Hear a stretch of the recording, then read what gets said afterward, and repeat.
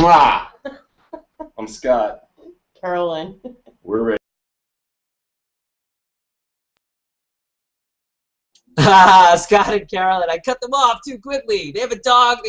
There they are. They're like, you can't do that to us, Rappaport, but I can. That was Carolyn Curtis and Scott Krichau. I probably pronounced his name wrong. He gave me Krichau.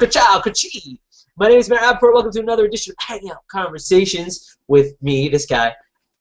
We're back after a couple of weeks. We had a couple of weeks off, and I'm so excited with my guests tonight. They're great artists, great talents. How are you? How was your Valentine's Day? Was it a day of being single? Was it a day of getting lots of chocolate and the SEX? What was it like? It's just another day, right? It's on the calendar. And maybe you had some artists make you some cool Valentine's Day stuff. Like, you know, I don't know. I don't necessarily have. I guess if you got your Valentine's this, that would be good. I have a dog too. Look, that's a good Valentine's Day card right there. Kill, kill, kill, kill, kill. Hey, Minnie, there's my dog. Stop barking, Minnie. So, 1 second. All right, I was reprimanding my dog in that moment of silence. So basically, if I had Glass, Google Glass, what they're doing is that's going around Google. Everyone's putting out their Google Glass stories, and what it is you're able to hashtag if I had Glass and show why you deserve Project Glass earlier, and that's kind of cool. It's a little out of my price range, but if you get it, that's really awesome, and I can't wait to see who gets it and what they do with it and where they go. Basically, Google Glass lets you show the world like your eyes are the video camera, and you can see pictures and videos and all that stuff. So if you've made an interesting If I Had Glass post, show it to me. I want to check it out. I want to read it. Maybe I'll reshare it, and bada bing.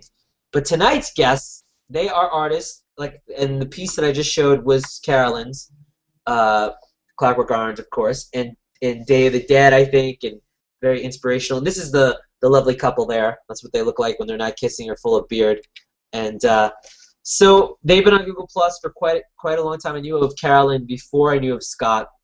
And in fact, and maybe most people don't know this, I didn't even realize Carolyn was A, married, because I didn't think about it, and B, that Scott, I didn't really know much about Scott, and I discovered Scott through Carolyn. I was like, oh, that guy's really cool. I'm like, oh, they're together, or domestic relationship. Maybe they're not married. I don't really know what they call it. We'll find out. Why don't I ask them right now? Here they are. Carolyn Curtis and Scott Krichau are live on Hangout Conversations. Hey, guys. How's it going? It's awesome. We are not married. No.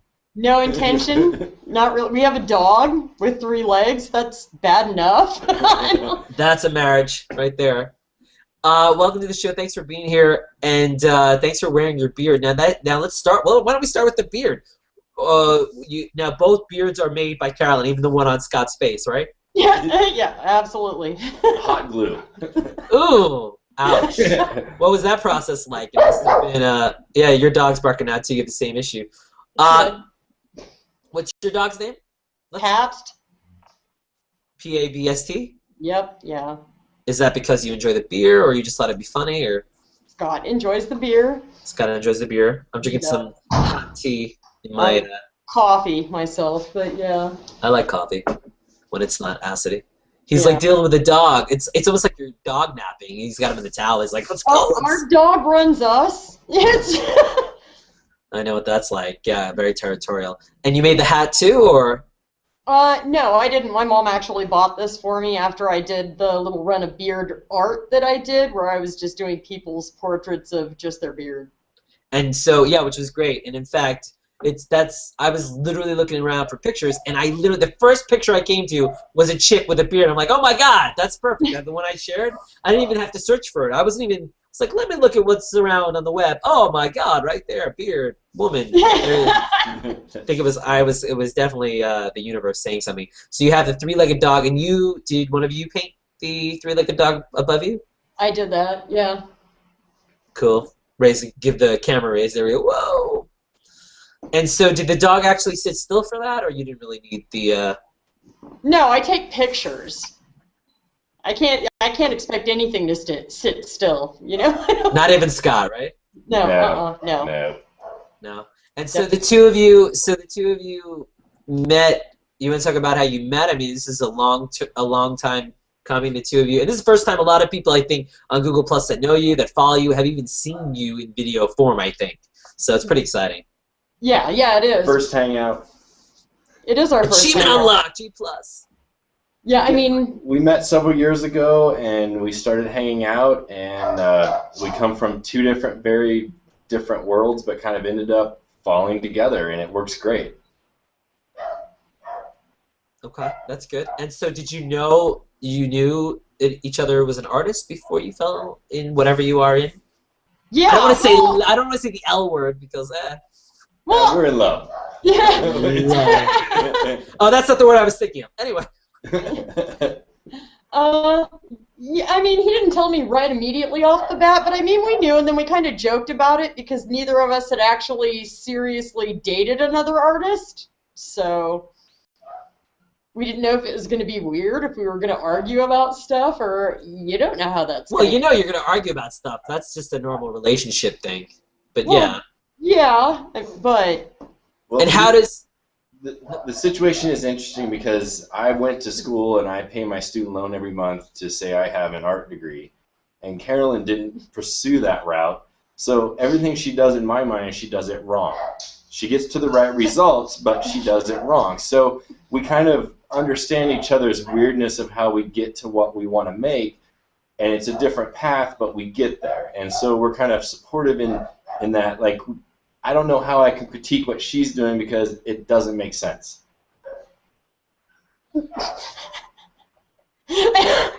I was just typing, so I was sharing us. Yeah, but you know, whatever you say is valid. Your opinion Right. is valid, and she doesn't have to agree with it. She's like, that's interesting, Scott, but you're wrong.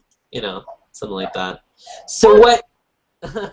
Is that kind of how it goes? Is it itchy? Are the beards? Is that itching you, or is it comfortable? no, it's actually pretty comfortable. It's got like a nice little felt liner. I was kind of asking Scott. No, I was kidding. No, Mine, I was just making a joke. Yeah. I cleaned earlier, so it feels good. Feels great. So do you guys? How did you? You talked a little bit earlier pre-show about Facebook and Twitter. Is Google Plus is not your first foray into social networking, is it? I mean, as far as full on or with your art? No, I mean, I've been on the internet since like '94 or something ridiculous, and I mean, I've had active MySpace accounts. I got kicked off of Facebook, which is part of the reason that we Kicked don't off? Facebook anymore. Yeah, I got kicked off. Is there a backstory, a mini one, or it's not interesting? It's boring. Well, no, I mean, it has everything to do with if you're getting trolled and you're going to put up with it, because there was a man that started some crap on my page. There's always a man. And Always it's a always man. that, right? And I told him repeatedly to knock it off, and he didn't, so I turned my page into a contest to see how many dicks you could Photoshop into his mouth. And I got... I've seen that. Google Plus. That's a recurring theme here on Google Plus. So I got reported and blocked, and they kicked me off, and I made another fake account, and they Wow. deleted that, and then so 6 accounts in, I just finally gave up. Wow. Did you have some fun along the way, or? I did. I can't say I did. I mean, I laughed. I knew better, but, you know, sometimes you're like, is it worth it or not? I don't know. Sometimes it is to stand your ground. I'm like, Apples and oranges. That's cool. And Scott, did you have that kind of experience too, or with Facebook, or? I had done no social media until I met Carolyn, and then I started on MySpace, and then got sucked into Facebook, and then when Google Plus came around, I was like, I like this. It's a lot more enjoyable for me as an artist to be sharing what I do, and then with what happened with Carolyn and the whole terms of service, I reached a point where I didn't feel that I really wanted to be too involved with the Facebook system because Google Plus is offering what I want. Mm-hmm. Yeah, Google Plus does do a lot of good stuff, and especially for artists, photographers, artists, musicians, you name it. I think there's all things, and so that's really cool that you guys were able to jump on. I think all of us jumped on. You guys jumped on pretty early. Yeah, we were in on beta. Yeah, we were quick to go, and we dealt with some name issues. That initial kind of startup, like, can you be who you are? Do you have to be a persona? And then pages came out, and we've just really we enjoy sharing what we do collectively, both of us. So Google Plus is a great platform for us to share. I can share what Carolyn's doing. She can share what I'm doing. We can share what you're doing. And oh, would you? yeah, I mean, but it starts to kind of snowball in a much more real effect with people who see content they like, and they share it, they plus it, they promote it. You know, it works a lot better to present that info out to people. Yeah, and there's a sense of fun, and there's a sense of fun that you might not see, that you might not really get in the other places. There's something magical, I guess, or awesome sauce, as I like to say, about this place that we can connect. And the idea that you can have your art be so prominently displayed and all that. So talk about your art. Let's start. So you're both kids. You haven't met yet. You're somewhere in the world, and you're like picking up a piece of whatever and putting on a piece of whatever. And I mean, when do you start getting interested in art and start thinking I could do this full time as a career? Is that like early on in college, or at some point if you didn't do the college thing? For me, it was like going middle school into kind of junior high school. Like, I realized that I was good at science, I was good at math, but it almost bored me because it was so formulaic. So I started exploring art, went to undergraduate school, got my bachelor's degree in art, and then went on and got my master's degree. And it made sense to me. It was something I wanted to do. And so I went that route. Carolyn went a completely different way. But, you know, here we are today doing stuff. I originally was taking 3D animation and wanted to be an animator. And after taking a couple classes and doing that for a couple of years, my back started hurting, and I just realized that wasn't for me. I'd rather get up and do something a little bit more physical and a little bit more...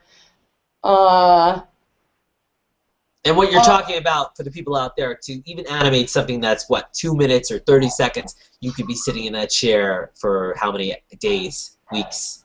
Right, yeah. I mean, I spent, I don't know how much time in the lab just trying to complete my class, you know, and, yeah, it's just... Why won't you animate? Yeah, yeah, I'm not really built to sit in front of a computer like that all the time. It's not comfortable to me, and...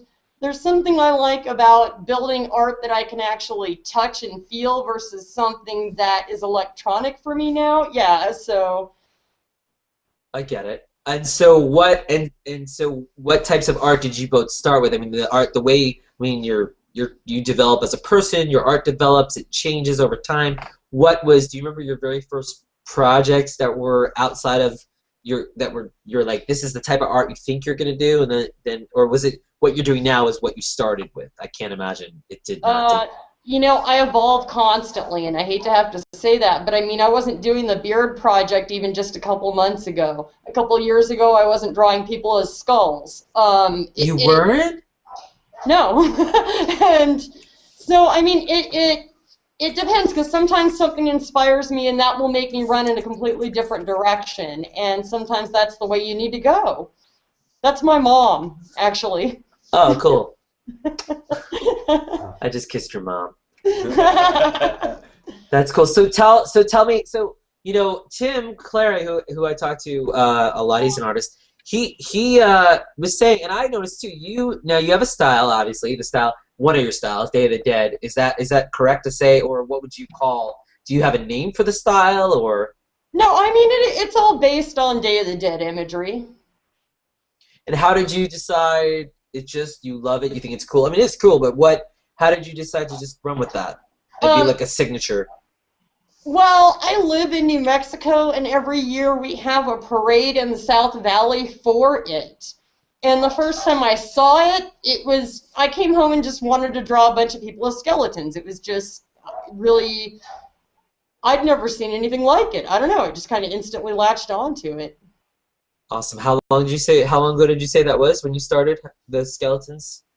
Like a couple of years? Probably maybe seven or 8 years total. 7 or 8 years. Cool. And Scott, what about you? What about your art evolving from the beginning to what it is now? I went to undergraduate school thinking I was a painter, and I quickly realized I don't know how to paint. So I became a sculptor and started building stuff. It made sense growing up as a kid. I always helped my dad build stuff. I continue to do so today. So that kind of mentality of constructing and building things in dimensional terms makes sense for my brain, and it's easier to outlet it and turn it into a body of work. So Cool. And so you guys have done, and you guys also have done combined projects together. You combine your art. Talk a little bit about how. So when you guys do the combined art projects, is it a group? Is it kind of like one of you gets the idea, or do you both talk about it at the same time? Like, what is that process like when you decide to do work together? Is there a lot of fighting, kissing, like the top of the show?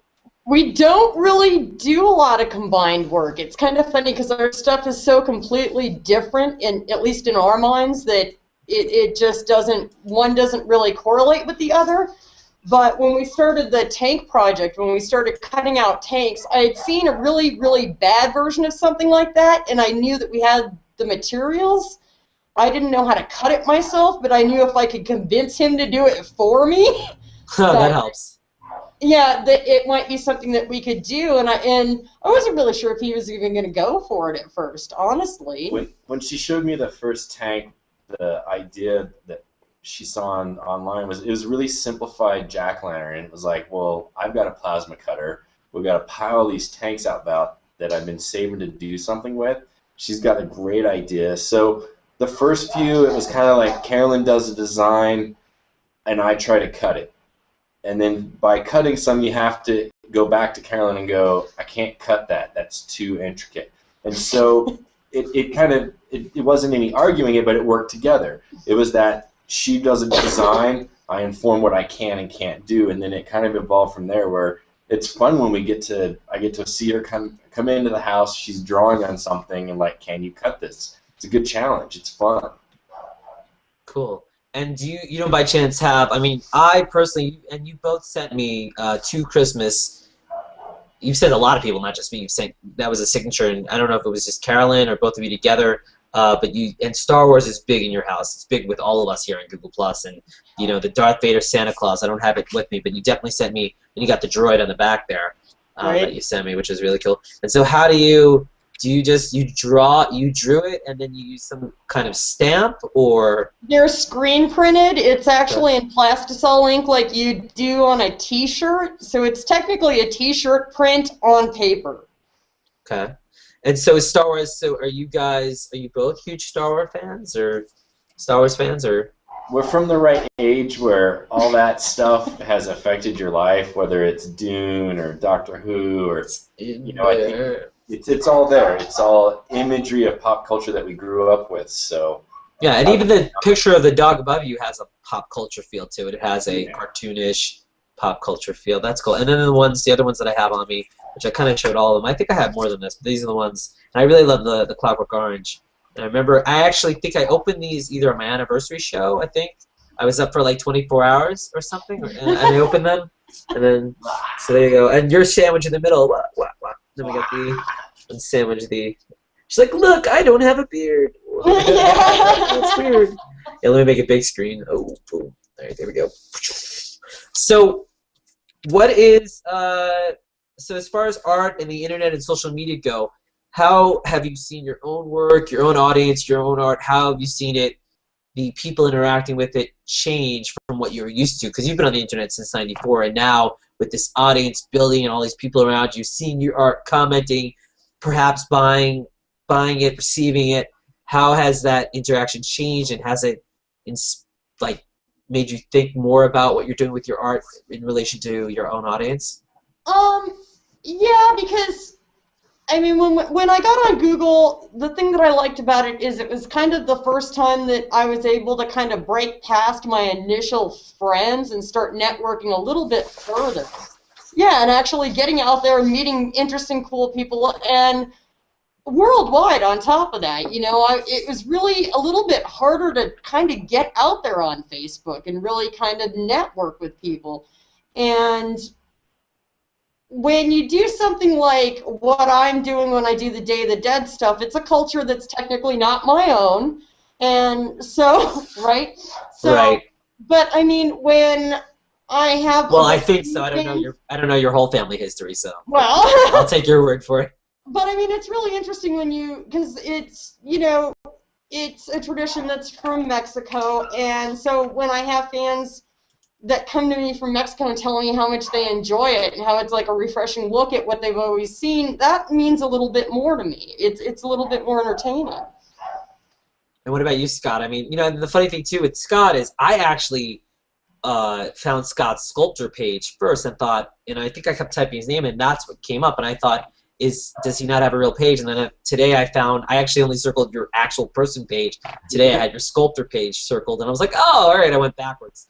So what about you and your audience and the people responding to you? I mean, are people making the connection that you guys are married and stuff, or it's just you guys are both out there? And I mean, I think there's a certain volume of people that totally get that we're a couple. We do totally different. I keep saying married. I'm sorry, my bad. No, it's fine. It's totally fine. We're used to it, and hey, we've joked about when we're together for 7 years, we're gonna have a common law wedding party. All we want is gifts.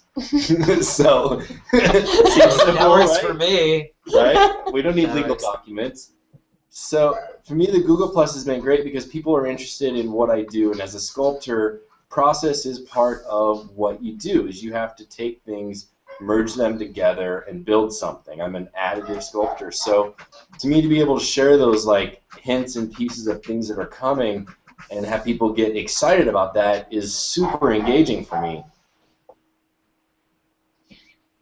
It's super engaging I think for a lot of people, and I wonder how, as we go on with Google Plus and social media in general, how many more people are going to be able to find your art easier. And I think maybe that's the interaction and finding stuff easier is the big attraction, and the idea that nobody likes to put something up there, whether it's art or even their own opinion or whatever, and nobody see it and no one find it and no one care. And I think that you see that on some other social networks and even here on occasion. And I think that you two have done pretty good in integrating with what's going on and integrating your own art and your own opinions. And here you are, I love motorboating on your shirt. Nice. It's for breast cancer awareness. Well, yeah, isn't that great to have an excuse to wear the shirt? You're like, I don't care about wedding crashers, which is funny because the internship, which they keep pushing at Google, the two of them are in that now. I have Tim Clary is going to come in a little bit because I'll have him grill you guys on your art because I love your art, but this.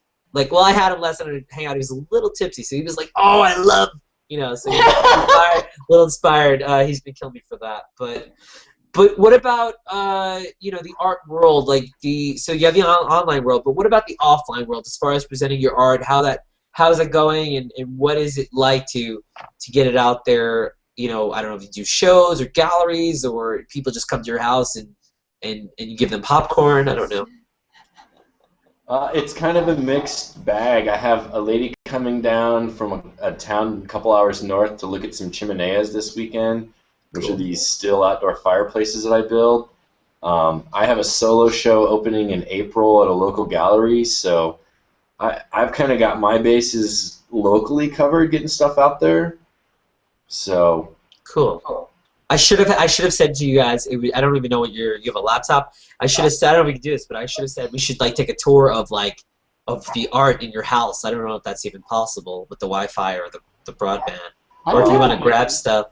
It might be a little difficult, but we'll see if we can't grab a few things here and there.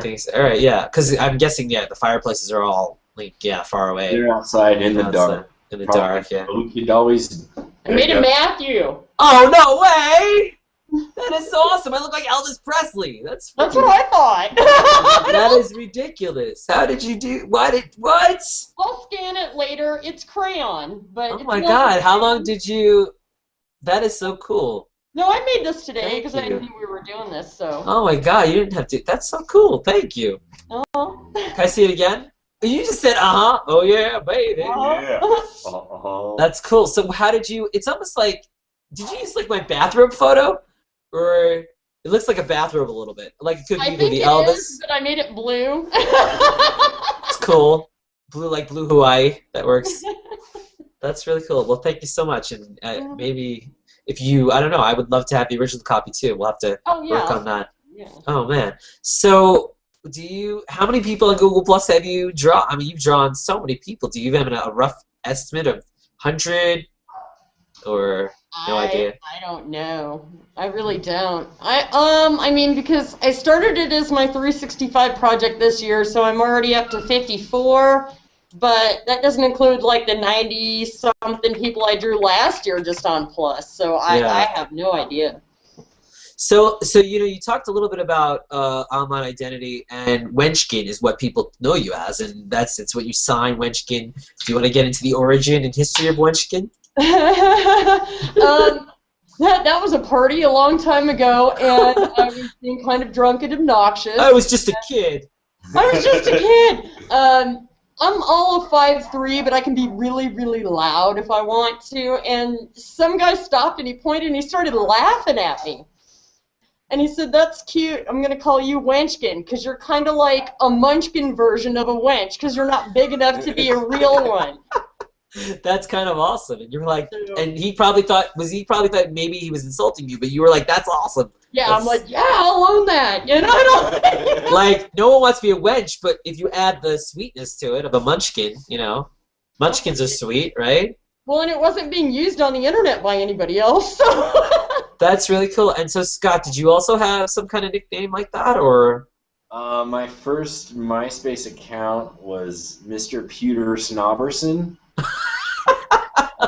And then kind of funny. The funny thing about the whole, I went to Facebook. I had started this account called Timmy the Rabbit. TEHRABBIT was the last name. And when Facebook forced me into using my real name after I'd been Timmy the Rabbit for years, that's when I was done. Because, I'm done. So that's kind of where, when I first started Google+, I was Timmy the Rabbit for about a month. And it was like, man, I like this place too much to risk losing the account. I'll be who I am. Timmy the Rabbit can kind of go to the wayside at this point. See, and that, to me, the fact that, like, you're like, oh, that's who I am, and a lot of people were, but you fell in love with this place so much, you're like, eh. Like, but on Facebook, you're like, Rrr. Yeah, like, I'm going to post a Cinderella video once in a while, and if you don't like 80s hair metal, sorry. He doesn't like 80s hair metal. I mean, give me a break. Everyone, in fact, Friday Night Session, Sean Cowan, shout out to him with the 80s every Friday. He puts up all kind of 80s songs. He's got to do more 80s metal. He doesn't do. Sean, do more metal, man.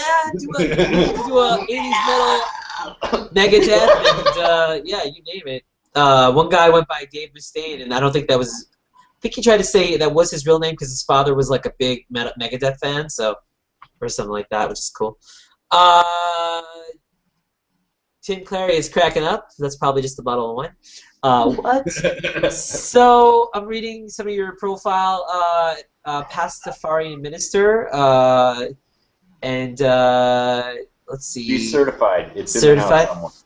I am certified. What is, for those people that might not know what an ordained Pastafarian minister is? What do you want to give them a little education on it, or because I'm not totally with you? I'm a member of the Church of the Flying Spaghetti Monster. Of Wenchkin, the Churchkin. No, Flying Spaghetti Monster. Is that real? Yeah. You can be ordained. Oh, okay. I know you're. So, are you making a statement with that? Is that, or you're just having fun? It is a statement, but I mean, it's most people don't even get it, so it's not.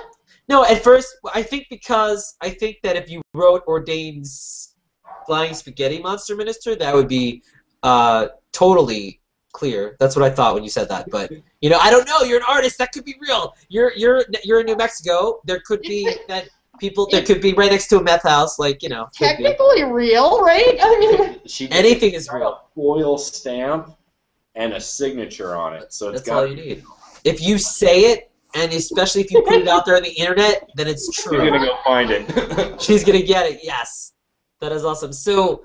I would imagine that's a cool idea too, and obviously you guys have so much time on your hands, you don't need more, but to have, and maybe she does a full-on ordained minister type page for this thing, and like to put up post art based on that, and just that, I don't know. She's like, I got so much other stuff, but The great thing is, like, 24 hours a day, stuff is going on at our place, and we we have a great relationship because we just are doing our own weird thing, and when we intersect for dinner, like tacos or burritos or nachos or lunch for pizza, you know, like when we meet, it's great. When we're off doing our own things, it's great. Can't find it? No. I clean my studio. Oh, yeah, you can't find stuff when you clean. It's really weird. No, I know. Well, we had a bunch of people over for my birthday, and we all melted crayons together. So we I had had a great crayon meltdown on Sunday. Happy birthday, belated. Thanks. So talk about a crayon meltdown. What is, I mean, you just literally burn the crayons and... Well... Carolyn developed this fantastic encaustic technique where you take crayons and you melt them with our screen printing dryer, none of which is scientifically proven to be the appropriate way to do anything, but the results are amazing. So that's what your portrait is done with, is melting. That's what I saw. I was pretty impressed, and I'm pretty impressed with the volume of art that you guys put out there. I mean, you work. Do you guys sleep, or what is sleep? I mean, is there sleep? I sleep a lot. Okay. We sleep. He sleeps more than I do, but. How many pieces of art would you say you accomplish daily? Is there a minimum, maximum? There's at least one a day. Okay. Yeah, we're both doing 365 projects right now, so we're each generating one piece a day for that, and then, you know, kind of depending on if we have tasks to do, like go to a job or clean the bathroom. You said go to those things, and maybe we won't make as much artwork, but ideally we're cranking as much as we can. So you mentioned, so do you guys have other day jobs that you want to talk about a little bit, just what to bring home the bacon, or, you know? I'm pretty much the jerk of all trades, so I work for several museums and galleries installing artwork. I work for my dad doing commercial refrigeration. I own a triplex, so I kind of am a landlord, I guess. And then when I'm not doing all that stuff, I'm here cranking out artwork. So it's Carolyn's full-time dealing with our dog because he's a jerk. Aw, and so what? Your jerky dog named Paps Blue Ribbon. What came with 3 legs? Is that born with 3 legs, or? He was adopted. He came as a rescue dog, so he came broken, and we've never learned how to fix him, but that's okay because it makes him kind of cute. What's it like? I mean, as far as jumping and walking and all that stuff, is kosher? He's doing all that, or? The only thing he does is maybe fall down a little bit more, but he'll still pull you up the hill to the park to go to the walk. And if he wants something, he's going to get it. It doesn't slow him down at all. That front paw must get a lot of big workout, his front one. He's a beast. Yeah, I can imagine. Tim Clary's watching. Hey, Tim, he says he's got a question for you guys. What is the theme for each of your 365 projects? That's what he wants. Mine is I've been drawing people as sugar skulls. Okay. So that's mine. I'm doing portraits of my little guys, the characters that I create. When you said little guys, I had a different picture in my head. They are little guys. I'm doing these small little portraits of them, and then so drawing them, ink washing them, and then writing a little statement. I'm trying to add a little bit of writing to them to let their personality come out. So. Very cool. And so, what about inspiration as far as art? There's so many great artists. I know. You know, Banksy always seems to come up as a big one. But what are some of the inspirations and influences of other artists that you respect, famous, infamous, or that you've grown up with? For me, Keith Haring, Alberto Giacometti, and Ernst Trove are like the 3 big kind of artists that influenced my work from that genre. Okay. You could probably name anybody. I'd be like, who? So yes, those 3 guys. Yes. I'm not. I like art. I just don't know. You know, it's like one of those things where I mean, the amount of space in my head for movies is where it basically pushes some of the other stuff out. But I appreciate art. I love it. And in fact, I mean, did you guys?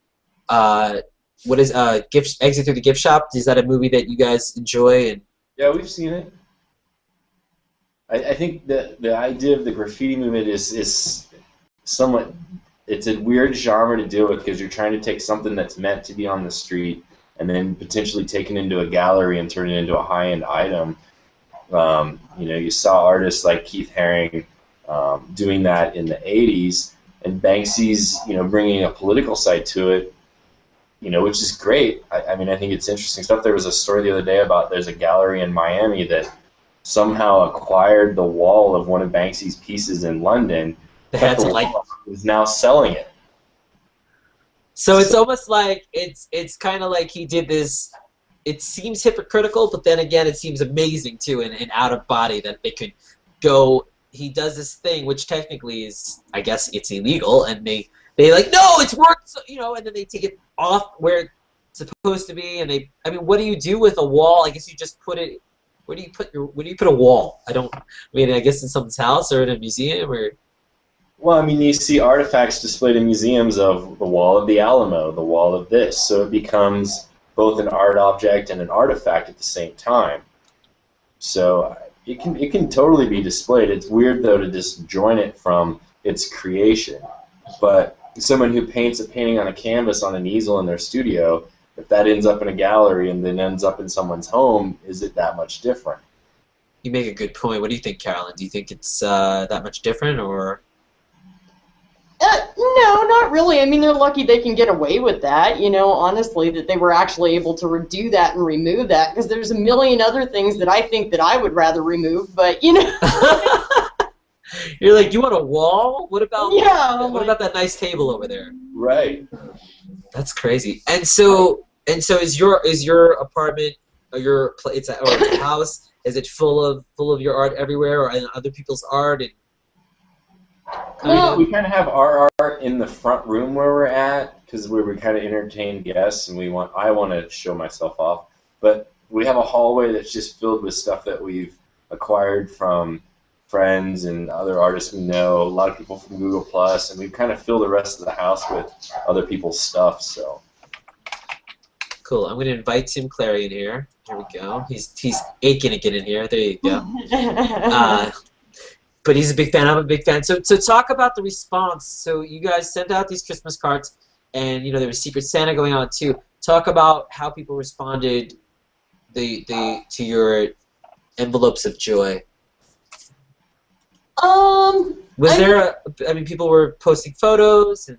People were posting photos. I mean, it's entertaining for most people, because I think the thing I liked about mail is kind of what I talked about earlier, how there's something tactile I like about being able to have this. You know what I mean? And so you could just crush my head, like. Yeah, I'm like, ah! But there's something about them receiving a card from me that makes me more real in a sense. Where it gives them something that. Yeah. Black flag. It's fine. I muted him. You're good. In your conversation with Tim before, Tim kind of took the card and he flipped it, and you can feel it and you can touch it, and there's something more tangible about that I love. And I think other people love to get them. It's fun. If it's not a bill, it's good now. Yeah, Tim, you're good. Unmute yourself. Tim is here. Tim Clary. He does art with his mustache. I'm glad I didn't shave. I'm doing I can't catch up to you three, but ridiculous. I don't have enough time in the day to grow all that hair. What do you find the time? Tim, welcome. Are you unmuted? I'm not sure. It's at the top. I'm sorry. Oh God, that was a disaster. What did you have in your hand? You want to put it back up?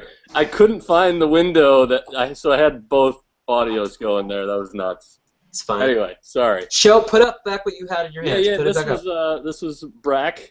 Nice. This was a piece that Carolyn sent me. I love this thing. I mean, these are all screen printed, which was great. Oh, this was the Christmas card, which was awesome. It says Merry Franken Xmas. It's Frankenstein. Oh, wow, that is cool. Wow, that. So horror movies is something you guys enjoy a lot too. I mean, they're just the pop culture. Back to that. Is it just basically what you guys were talking about? Is it? I mean, because. I'm willing to watch anything. Carolyn's the junkie, but I will watch anything. So yeah. Yeah, I'm the. It's not just horror. I mean, horror is kind of a little bit more of what I gravitate towards. I like film in general, and I'm pretty open to almost anything. So I mean, I watch a lot of crap and a lot of rather interesting films. But if I think it's good, I'll actually show it to him. But okay, and sometimes the crap though. there's amazing images in there, amazing things like you Oh, killer. I would Yeah. say killer clowns from outer space. I mean, that's probably kind of cool to draw. Things Well, like yeah, that. I mean, the costumes in that alone were just awesome. I mean, They're pretty cool. Tim asked about the 365. Tim, do you have any other questions about the process or projects or stuff you've seen? Well, I was a little curious about the encaustic stuff, but you guys kind of covered it, that you've kind of just developed your own way of doing things, and I did not develop pretty it. wild. Huh. Carolyn developed all of it. Okay. Yay! sometimes it's kind of funny because he was asking what my favorite artists were and what inspires you, and sometimes it's something stupid. And the encaustic thing started from I saw somebody online take a box of crayons and glue them to a canvas in a rainbow and take a hairdryer and melt it so that it all ran down I've seen in this that kind too. of That's rainbow. really cool. So I did that, and as soon as I was done, I thought, well, shit, I just ruined a bunch of crayons, and I could have made a bunch of really much cooler stuff with this. So I have a wooden panel that's an 8 by 10, and I just cut up crayons on it, heat them up, and then use the paper to, like, print it on it and pull the wax back off. That's And so when, like, all of this was really the brown, and then I just took an X-Acto knife and I scraped the first layer off Okay. to give it that effect. That's the first suntan I've had. Now was that a white sheet of paper at first, or was that some kind of, is there a, Yeah, like, it was. mid-tone? Okay. All right. I wasn't sure if you started with, like, the color of his face and then... No, it's We a piece of prefer cardstock. staples, Yeah. cardstock, Awesome. Product placement. Only the Mostly finest art materials. That's awesome. acid-free, I think it says on there. Oh, there you go. Now, is it archival? But we're, It does the trick. It gets the job done. we're But- melting That's so cool. crayons on paper. I usually do That is a hangout. Now, if we do another hangout, I probably can't do that now. That is what I would like in the future, to do a hangout watching you melt the crayons and watching man, the that would be process. super cool. That Yeah, would be, or any creation or of even any if art. you just did stuff like that for YouTube. I mean, I would love to watch Scott cut one of those tankinis apart. I mean, or what do you call them? Not We've tankinis. been That's approached, wrong. and tonight's our first hangout, so maybe the reality is this will open the door to us maybe being a little more. That would be great. I mean, that's kind of crazy that this is really your very first hangout Right? after all Yeah. this time. I mean, we talk about it, but it's one of those things that, like, it depends on what your priorities in life are, and for us to be as prolific as we are, we just don't spend a lot of time on Right. internet, we don't Like- watch a lot of TV, we don't do, Yeah. you know. Because of my show, like 5 or 6 great pieces were not made today. Yeah, no, So, there's I killed so you. much art. Matt, you art killer, you. I am an art killer. But hopefully more people will be watching and see your stuff. What about, so do you guys selling of your art? How does that work? How is that? Is We it have over the a internet? store- We have a store through Artfire. It's called Yucca Flats NM. Okay. Yeah. Because we've named our compound Yucca Flats, New Mexico. It's where we live. It's where we have fun. It's where we make art, and we eat tacos. So, well, that's good. Do you yeah, have tacos every night? Because that's a recurring thing. I keep hearing Mexican. I guess if you live in New Mexico, is that? I can make like 20 different kinds of tacos. Why are we not having? If we have a New Mexico hurl, we're coming to your house. We're coming. I want a margarita. Margaritas. Guys, how to make tacos? Hang out. Damn, I should have a margarita right now. That'd be great. Oh my god. Oh my god. I can imagine having. So do you guys ever do? Have you done some food art then, or any kind of like pictures of food, or no? You're like, eh. Well, I did see they made a Christmas tree out of Pabst Blue Ribbon cans. That was Oh, pretty nice. That's Oh, cool. Yeah. Christmas tree, yeah. We always make a Christmas tree every year, and a couple years in a row they were made out of beer cans. That works. That's classic. Corn It's dogs. godly. Corn dogs are pretty much the only food that I think I remember. Why corn dogs? Just because? Just for the heck of it. He's a corn dog. He is a corn dog. So the corn dog comes from a Minutemen song called "History of the World Part 2," and it's Mike Watt talking about him and D. Boone growing up in San Pedro, California, and them being a couple corn dogs. And I thought the idea of being a corn dog is fucking hilarious. It is So, hilarious. So I draw pictures of him as a corn dog with the nerd glasses on, because that's what I do. It's called Nerd Dog. He's pretty cool. I'm checking out some comments. A lot of people are Motivus Jones, and Tim Clary left most of the comments. Aaron Wood said, Rappaport. Oh, nice. That's what he kind of insulted and complimented me at the same time. So He's good. He's good like that. he's good like that, and I should get myself an education. Thank you. I'm working on it. Well, that was when you were like dumbfounded at Keith Haring and Jake Cometti, and I don't know. I was like, Hey, come on! The only artist you know is Banksy. I mean, come on! no, wait, I mean the modern artist. I'm just saying. I mean, I'm sure I could throw out directors, but they're not even old artists. I'm not good with names myself, though, because I'm always the one that comes up to and I'm like, who's the guy that does those people? That guy, and so the dude with the hat and the glasses. But I think looked real. There was that one who was sitting against the wall, and he's like, he actually found it. Here's a book. there you go. That book is bigger than all of us. Ta-da! You can buy it affordably, and it has all the important artists you kind of need to know. There you go. We should all chip in and get one from that. All right. Yeah, no, but I mean, when I can sit here and nod and say, yes, I know those, but I'd like to. No, I'm just kidding, Matt. No, I know you are. Not that big deal. No, but it was funny. It's cool. What are you going to show us some of that book, or you open the book to a page that is the most important page in the book? All right, that's the most important page. Keith Haring. Okay. Yeah, Keith Haring is very cool. He did a lot of graffiti art in New York in the 80s. I believe he died of AIDS pretty young. Why do I need to read? I could just ask you. Look at that, and now I know. That's it. Yeah. So he was famous for those kind of stick figure guys, and he had a lot of like really happy. Or Giacometti. Looks a little Beetlejuice-like. Yeah. Sculptor. Oh yeah, he's a sculptor. His stuff is pretty wild too. His brother was a When was he active? I don't know much about him. Good stuff, Swiss. Lots of space. And Banksy wasn't the first to do. I mean, there's plenty of people who do graffiti art. I mean, of course not. And of course, I know who Andy Warhol is, but he's not really. I don't know where people put him. On Netflix, there's a documentary called Style Wars. And Style Wars actually documents the earliest, like the early tagging and like kind of where graffiti kind of started. If you really want to, I of course don't remember any of the names, but I remember the movie title. That works. That works pretty well. Tim has disappeared to go get some of his own artwork, maybe, or Tim actually looks like Freddy. Tim is just like Freddy Krueger. Can I just point that out? He's got the hat and the red shirt on.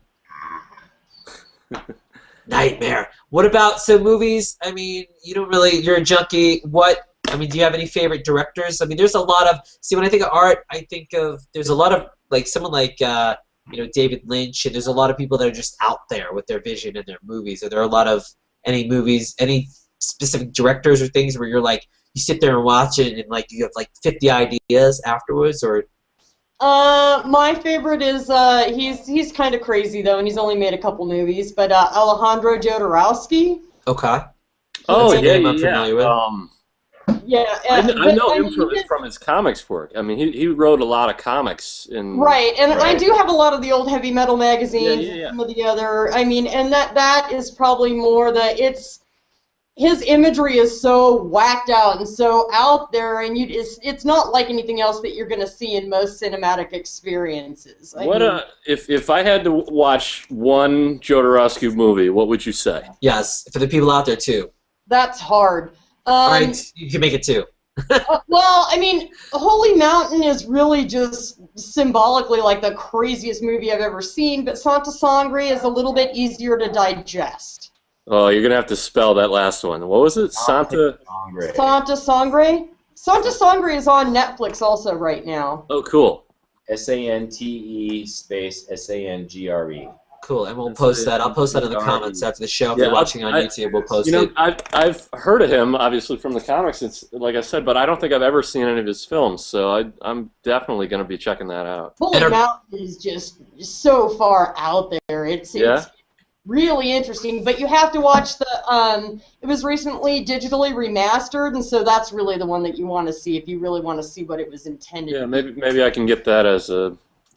I don't know if it's on streaming or not, but maybe I can get it because I've got the Blu-ray subscription too. So that's nice, cool. Yeah. And so Tim keeps talking about comics. Are comics in your life as a kid or as teenagers? Did you get into the comics, the two of you, at all, and inspired from that? No. Not as a child, but I know, as of recently, Harvey Pekar, like the whole concept of his work and his idea. I know what that is. The movie, like totally caught, like I get that. My little guys that I draw are kind of that average person who does an average job and is kind of averagely happy and kind of drudges through the day like Harvey Pekar did. And so comics have been more. Stuff was great, and that movie was fantastic. Yeah, Paul Giamatti was great. Yeah. I was stuck in Columbus, Ohio after a business trip for several days, and the first day I got stuck there, I went to the art store, I got a big sheet of paper, and I went home and I drew one of the largest herds I've ever done and watched that movie 3 times in a row while doing it. So yeah, no, it's a great movie. Giamatti's great, and that's cool. So your style is more kind of normal in sort of our real life, not normal, not what's normal, and whereas Carolyn is more out there, is sort of. Yeah, I mean, I can't say that I grew up Mormon, first off, so I wasn't. What? We gotta talk about that. No wonder you're an ordained. You should have. That would. What you were saying, you didn't want to destroy the whole religion. Yeah, I saw a Book of Mormon. That was hilarious. So how did you un-Mormon yourself? How did that happen? Oh, did they freeze? No, freeze. Why? New Mexico internet. You're watching Hangout Conversations. They come back. They're back. Are they back? Not for me. Sorry. Oh, they're there. You froze Yeah, right up.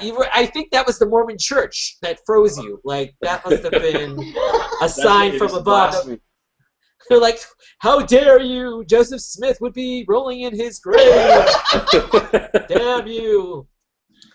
Yeah, so because I grew up Mormon, I wasn't allowed comics. As soon as I moved out of my parents' house when I was, 17 years old, I found Heavy Metal magazine, and that was more. I mean, I did. Well, that's your connection, the metal. That's where it is. You guys have that metal connection. He's more of the metal fan. I mean, I joke about it. I like some punk rock. I like some surf. I like a little bit of everything. But the Heavy Metal magazine was the first time I had seen a mix of kind of. Well, I mean, it features multiple different artists in a comic setting that is not Marvel. That's not. It's a lot of it is imported from the French. The French comics tradition is huge, and it's totally different than what we think of as American comics, which is almost completely superheroes. Right. I mean, and then there's independent stuff like Harvey Pekar, and there's a whole other scene, but. When you say comics in America, you immediately think the Avengers, Superman, blah blah blah. Right. But Heavy Nobody Metal, even thinks about Archie Andrews anymore, man. What? Archie? Never mind. Yeah. You know Jughead? I know Jughead, but so like Carolyn was saying, Heavy Metal was a totally different deal, and it was in a glossy magazine rather than a newsprint comic book. And it was sold with the magazine. So it was when I found it, I was like, "What in the hell is this?" It blew my mind. And it's very adult oriented and violent, sexy, all kinds of crazy stuff. And like she said, there's 3 or 4 or maybe 5 different artists doing different stories in each magazine. So you got exposed to a ton of different stuff in an instant, and all these different styles, all these different genres and writing. It was a pretty mind-blowing magazine when I first saw it. Purveyor of only the finest of awesome. I'm looking at Scott's profile, trying to understand the idiocies of little guys. Penn State College, Kansas. Oh wow! So you really got around. You were in Missouri, New Mexico, Pennsylvania. You're all over the place. Yeah, small state school in Nebraska, and then ended up in Lawrence, Kansas. Go Jayhawks! Go Jayhawks! Oh, it says I said Penn State, Peru State. Okay, my bad. Yeah, I'm blind. It's the third college built west of the Mississippi, 1864. And it's probably under some snow right now. Snow beginning. I'm sure it's covered and terrible. It's covered. Is that where you went to graduate school or undergrad? I went to undergraduate school there, and then I went to the University of Kansas and got my master's degree in sculpture there. Yeah, he said go Jayhawks. Yeah. Where's that in Kansas? Lawrence, Kansas. Lawrence, okay. The oasis of the plains. Tim, no offense to people from Kansas watching, but Tim makes it like there's a lot of places in Kansas. There's what? No, there are. Well, I've been to Kansas City. I've been a lot of places in Kansas. Actually. Oh yeah, I've been to Kansas City, but driven through Kansas about 3 times, and I've been to Wichita and hung out there, and I've been to Kansas City and done some stuff there. So you never got to Lawrence. I met a girl in Iowa from Lawrence once. So. True story. And that was that. Knucklehead Services. That's what is that the actual name of your company, or? That is what the IRS has me filing my taxes under every year. So they're like another knucklehead, but really, is that why? I always say that we can't make it any worse than it already is. Nice. But I mean, did you specifically make it knucklehead with the idea that everyone that would see it would like have a reaction to it, or no? I thought it was totally dumb reasoning, but I do love when people call and want to confirm my business name or my email address, and I've had several telemarketers start laughing their cans off after what it is. So you're like the only person where, like, when a telemarketer calls, you're actually kind of happy because it's an entertaining experience instead of just like Yeah, that's kind of cool. And what about the glasses? They're pretty cool. They're pretty specific. They look artistic. Which one? These? Or yeah, these? probably both. But that's okay. He froze again. No. I broke my glasses last week, and I'm on my reserves, and so I wanted to make an extra pair just to kind of be able to change out during the middle of the hangout. So. Okay. Oh, there you go.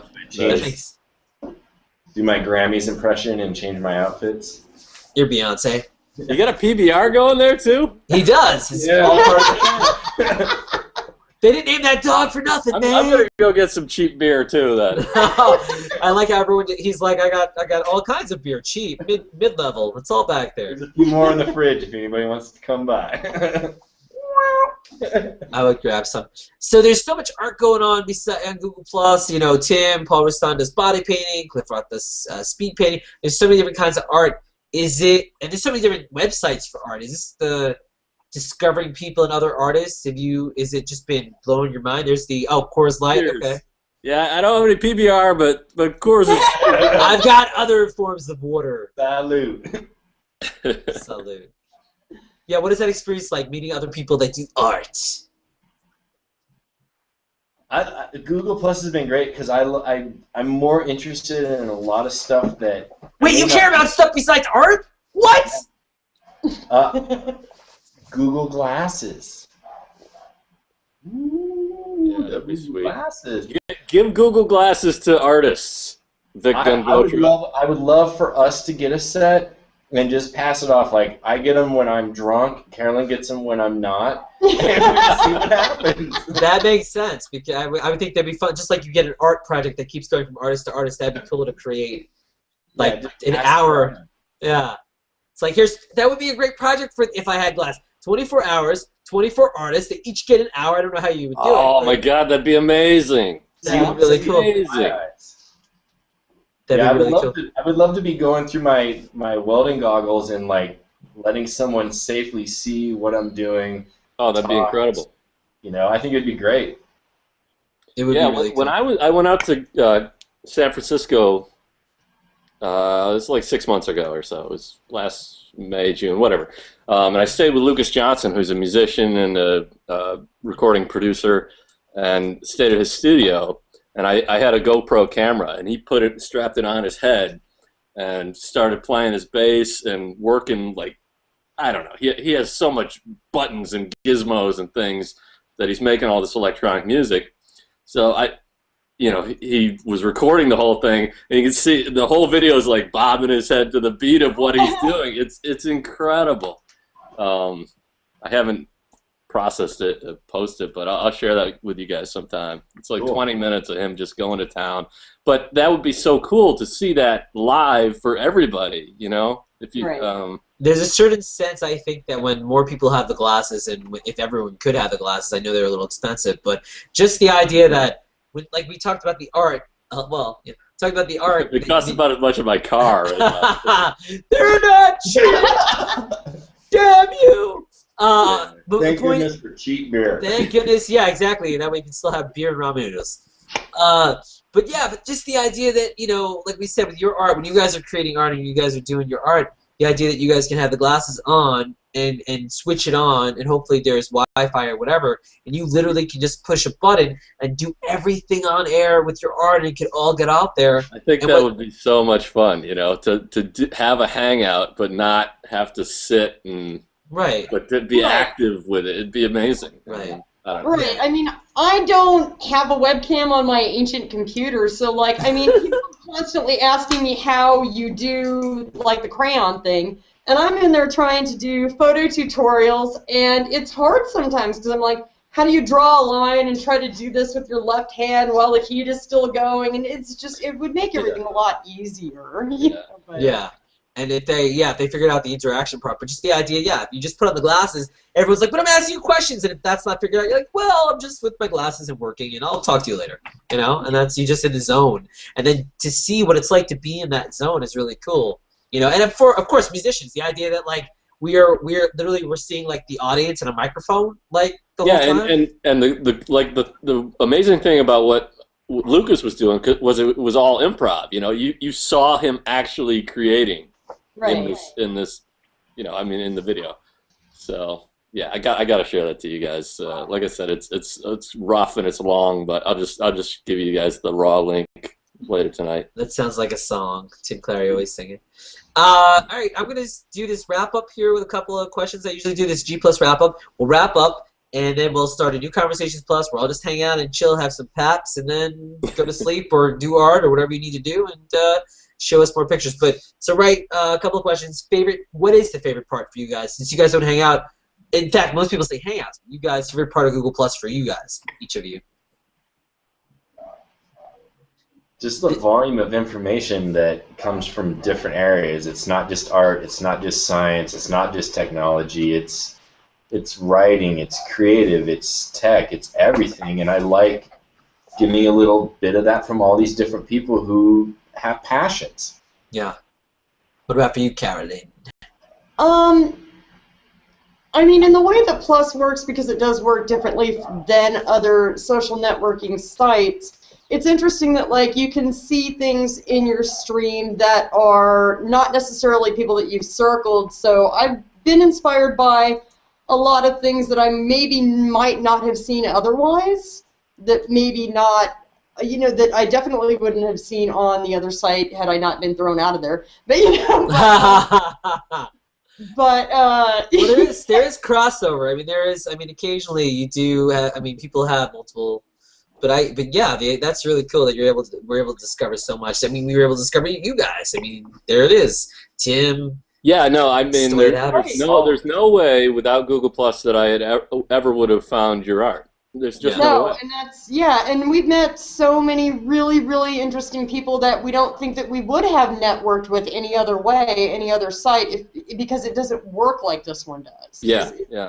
What the magic thing for me was that, you know, not only am I meeting other artists, there's lots of other sites where I was able to do that. I met people that were similar and, you know, got good feedback on my work, but I was never meeting other people that were just people that were interested in art. People who need people. I mean, you know, it was these closed niche communities. No matter where I went, I'd find forums where I would hang out with people that love comics, you know, and spend all day on that stuff, or, you know, just go to Flickr and I'd post all of my art and portraits and things like that and get good feedback there. But with Google Plus and especially with Hangouts, I've met all these people that have become fans of my work or just friends. And, you know, I like I said, I was in San Francisco hanging out with Lucas last year, a person I'd never met in person before I stayed a week with him. You know, And Lucas that too. sort of thing was just not possible 2 years ago. I mean, it's crazy. And that thing what Tim's talking about is he's with Lucas. Lucas was in Canada, and because of Google Plus, Lucas moved to San Francisco with other people. So it's all one big viral circle of moving around the world. I don't know. Yeah, it's really incredible, and the ability to connect with people overseas. You know, I was talking to Mara Mascaro, who's an artist and just a really cool person who lives in Italy. I talk to her all the time now. You know, that's crazy. I mean, I'm a little jaded by it at this point because I'm kind of used to it. But if I step back from it a little bit, I'm like, that's nuts, man. I was real time talking with Mara while we were watching Coachella in California live stream to both of our computers. Yeah. Crazy. And I think part of the cool thing is the idea that you kind of sort of know most people are using their real names and sort of it's them, where before, even if you could do something like that, you would have no idea who they were. They'd have an alias, they'd be hidden in a chat room or whatever. So, that cool thing, that part of it.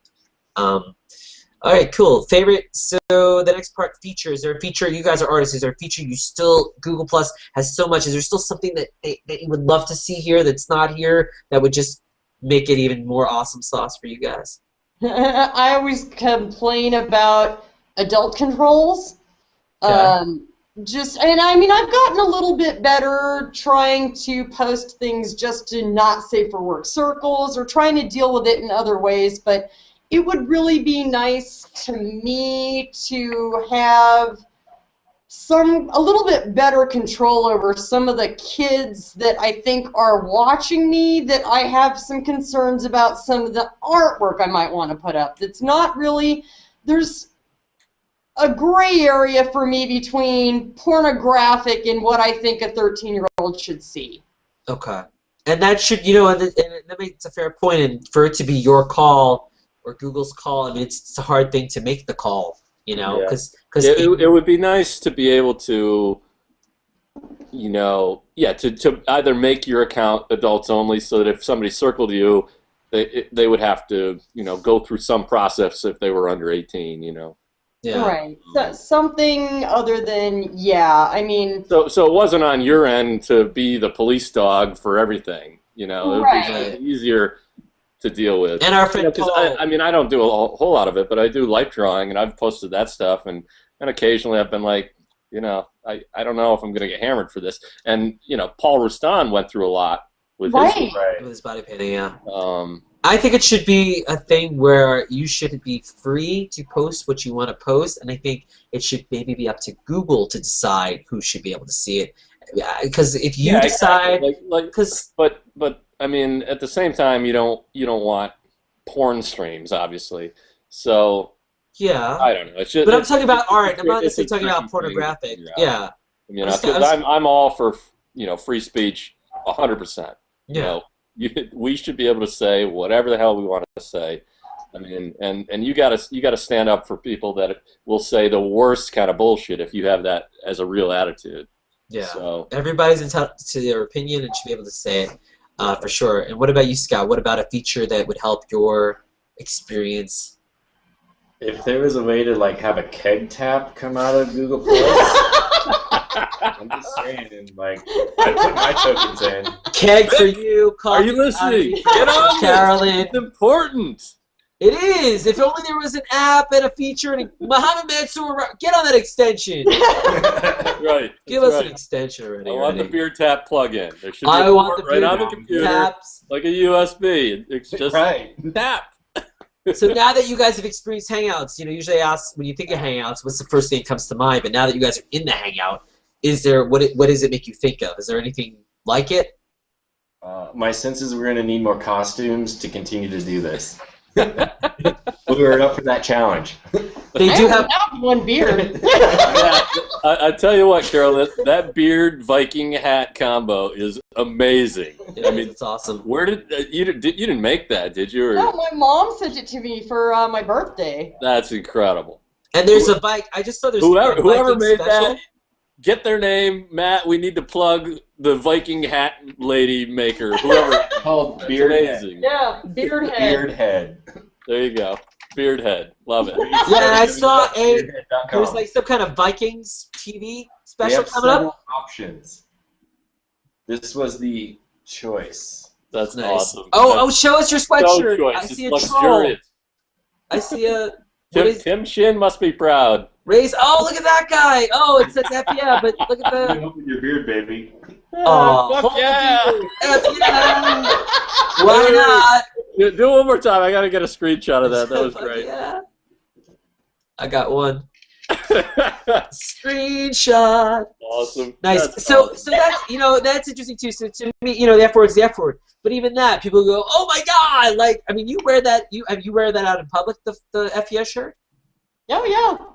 Oh yeah, not FES. Breakfast with my mom and dad, though. No, that's true. I mean, if we're going to breakfast with his parents, I change. But I mean, Now, have you ever been out and a parent and kid saw it and you were embarrassed, or that The moment? beard Or or the shirt? both, but I mean, no. honestly, it's been winter and I've been wearing a jacket on top of it, so it hasn't really been an issue yet. I haven't really, I'm not out to scare kids. I don't have kids. I don't want kids, but I'm not out to, ruin them.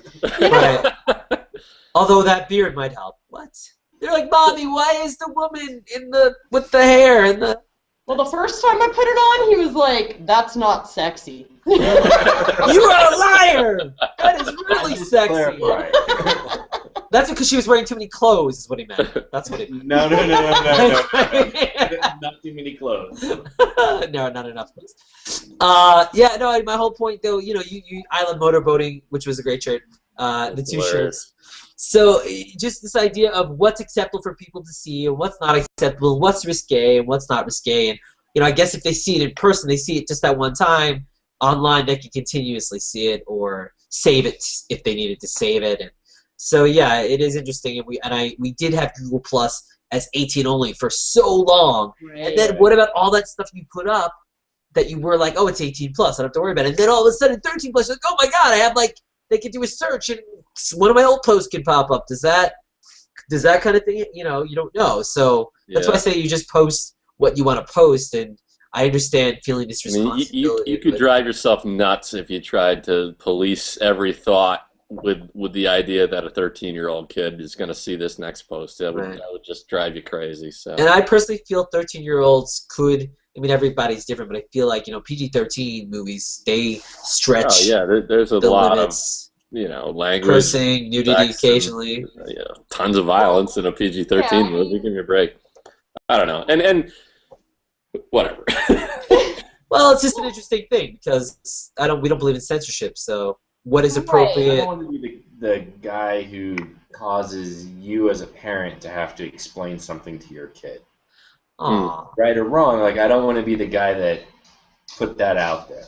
Right. But does it edit what I do? I hope not too much, because it is what it is. Yeah. Okay, that's fair. Are some of the artists you want to give shout-outs onto Google Plus? Some of the people that you become friends with, or not even anyone that you think should be circled, should be their stuff should be checked out more besides the two of you and Tim, and that you've discovered? Abigail Markov. Abigail Markov. That's a good one. I know Abigail. Okay. Abstract, amazing, and caustic. Who was the last one?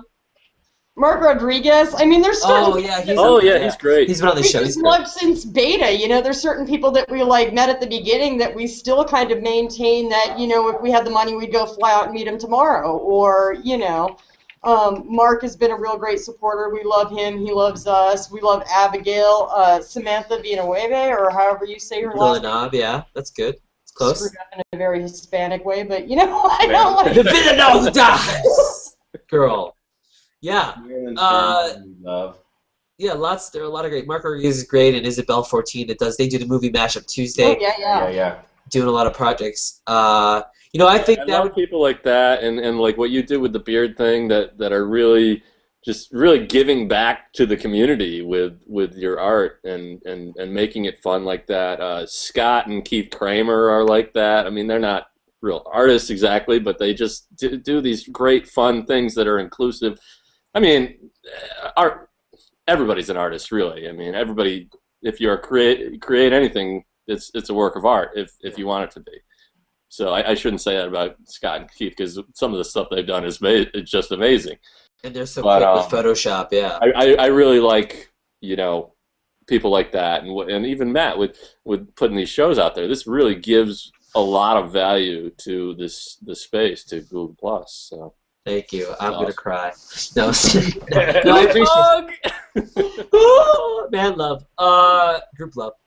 Yeah, so many great people out there. Lori Dezotel's watching. She wants Into the After Show. Anyone that wants Into the After Show, it's coming up soon. I'm just getting to these questions. I know about Tim and animated GIFs, but cat pictures, dog pictures, animated GIFs, all that stuff. Does it add to the fun of Google Plus, all of it, like a variety, or does it bother you, or you don't care? You have any opinion on those things? The internet needs Catterday. There it is. You've heard it first. I don't it's have not to so like bad. it, but it needs it. What about you, Carolyn?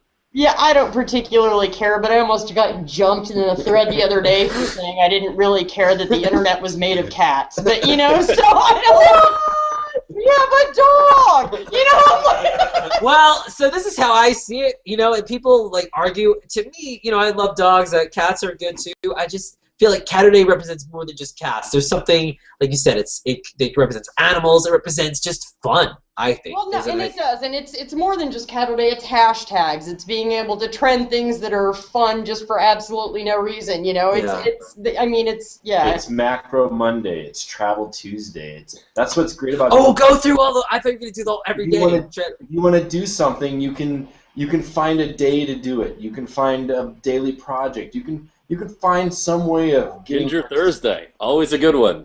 Ginger Thursday, Ginger Thursday, yeah. Ninja Ginger. We need Ninja Ginger. That's what we nice. need. That's the new one. That's coming.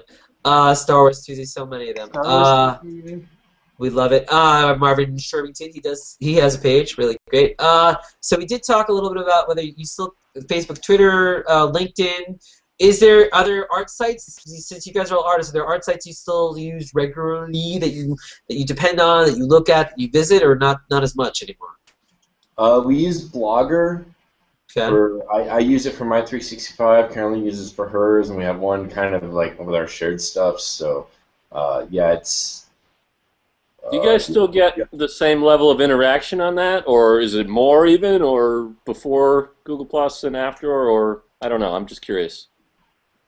The blog is almost its own entity, and it really, what it does can't really, it's not the same as Google Plus, so I can't say that the interaction has anything to do with one or the other. Sometimes it will get more attention if I've drawn someone that day in particular that's shared it a million times, or, it can influence it. Wait, someone shared it a million times? That's awesome. Well, no, not a million times. I know what you mean. I know.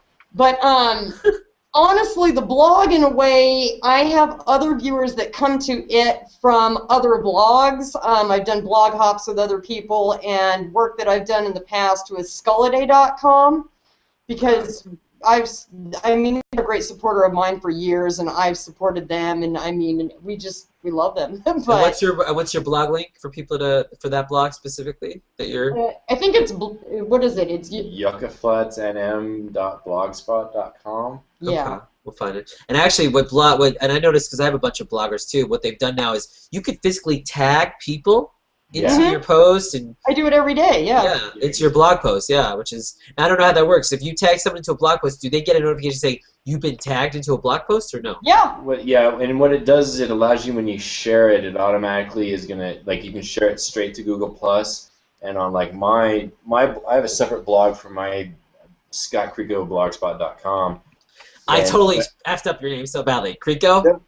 If you see it spelled, you're doomed to mispronounce it, and that's okay. It's like Richard Grieco, but it's a K. Okay. It's Krichau, yeah, Richard Grieco. Ha ha ha.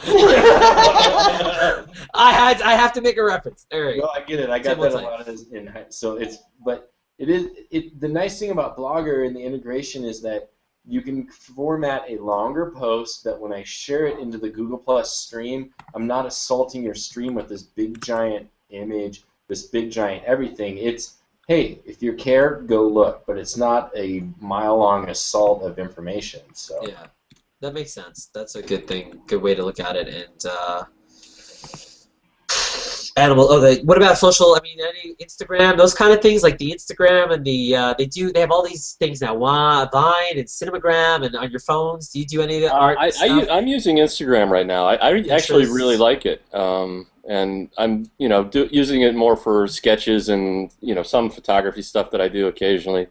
But it's nice and it's quick, and hashtags work really well with that. I've discovered a lot of artists, and a lot of other artists have discovered me, surprisingly, just using the hashtags. It kind of blew my mind when I really discovered how well that works there.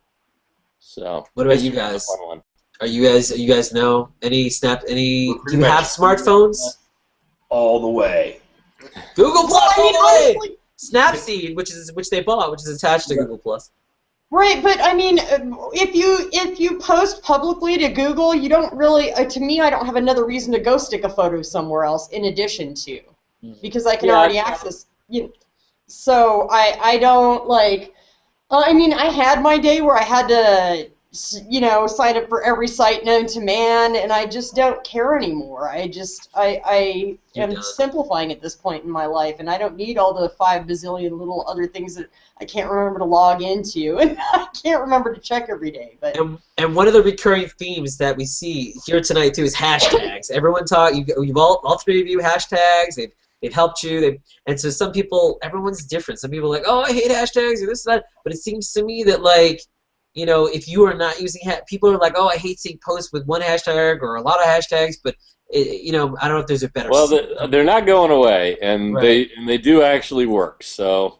Well, yes, I mean, some people abuse them. Sometimes you'll obviously see a post where they'll type like a line of text, and then they've got 12 hashtags. It's mostly hashtags. Yeah, I've done. Or we've all. I'm pretty sure a lot of my posts, when you see that it's edited, it's because robot. Oh crap, they're necessary evil. I love them. That was awesome. So your whole explanation just got roboted into nothingness, and then it jumped back when you said they're necessary evil. Yeah, it was kind of cool. It kind of, I think those are the Mormons messing with us again, or Dr. Evils of the world. The Mormons love me. Let's see.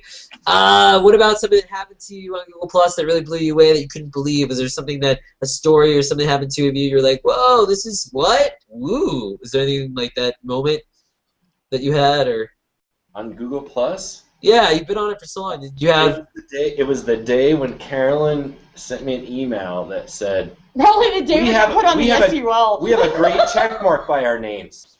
We both have great check marks by our names. What happened? And we're just like, somebody approved you in the name of life.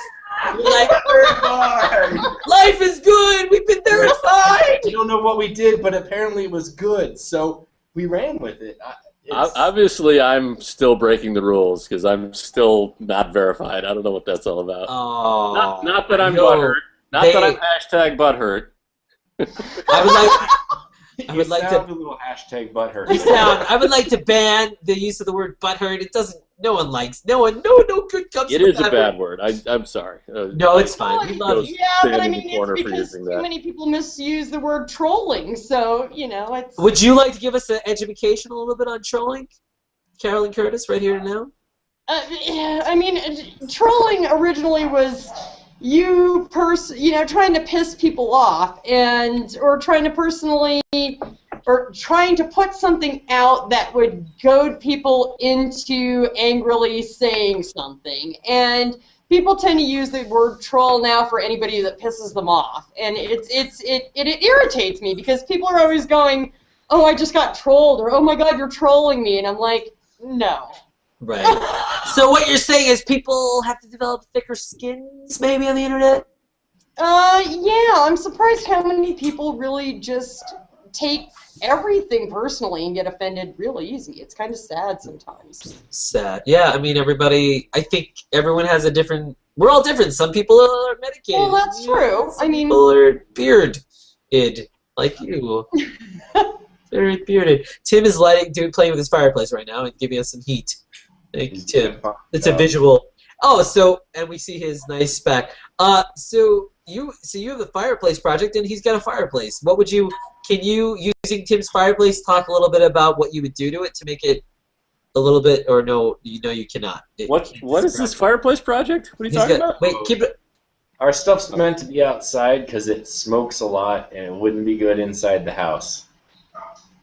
That makes sense. Oh well, your Plus, we tanks, live in the desert, so Yeah. you know, in the summer it might get cool at night, and you might need to be a little bit warmed. That makes sense.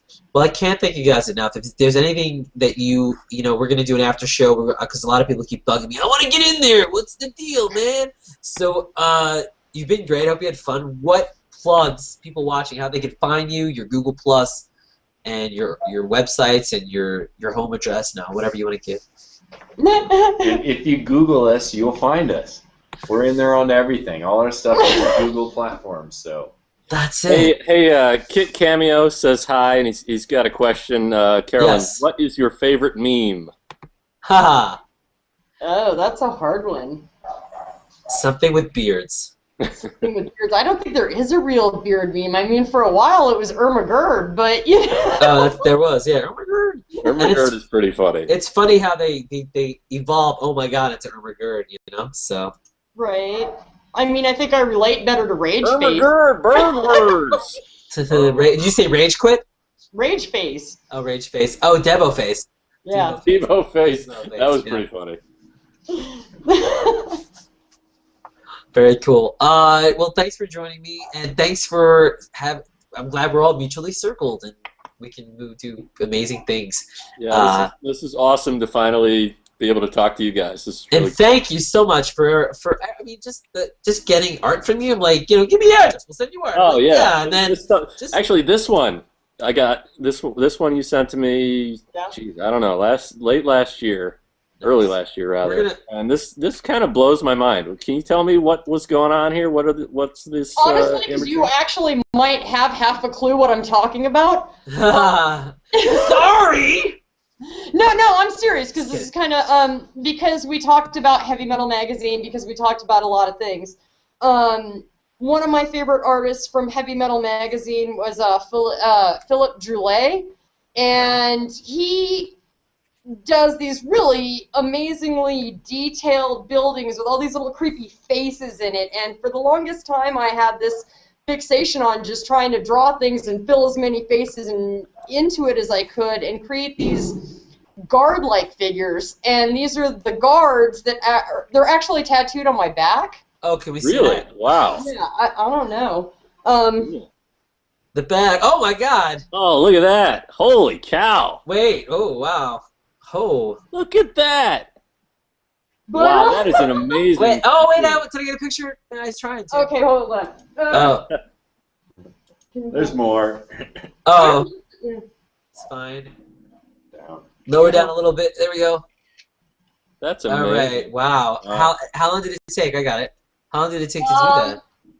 All together, I think it's like 13 hours on my back, but...